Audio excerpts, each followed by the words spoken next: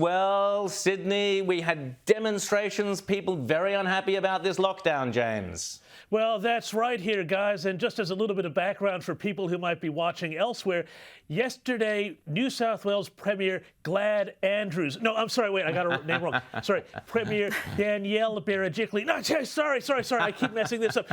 New South Wales Premier Gladys Berejiklian, sorry, very early here on a Sunday morning, yesterday brought the hammer down on New South Wales and even banned construction work, which they never did in the first lockdown last year, which Melbourne never did, Victoria never did. And a lot of people, let's have a look, were not happy about this.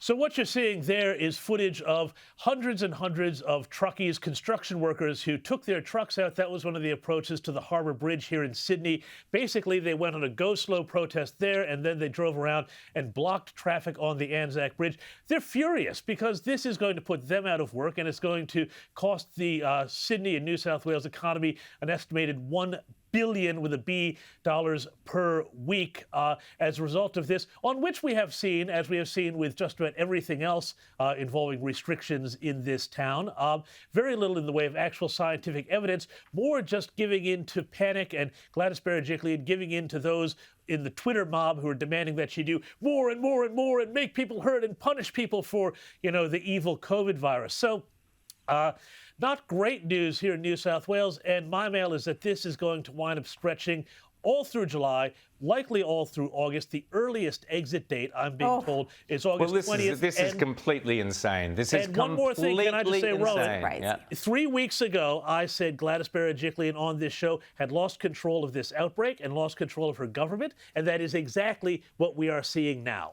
Well, Sydney siders are rightly furious, particularly construction workers and so on. Rita, Melbourne? Well, yes, we're in lockdown as well. We've got more than 11 million Australians in lockdown as the rest of the world moves forward. We are still trapped in March 2020. Dan Andrews made a big point that you only get one chance to go hard and go early. And we're going to have a 5-day lockdown that we're in the middle of now. But already there's talk of it being extended by another week. And the numbers, of course, with Delta being more infectious, are more than that they expected. So we could be in this lockdown for weeks to come as well. It is utter madness. Rita, the Prime Minister needs to step up. Well, don't these people read the newspapers? Look at Florida. They never went hard. They never went early. They're having a great old lives. They're just getting on with their lives.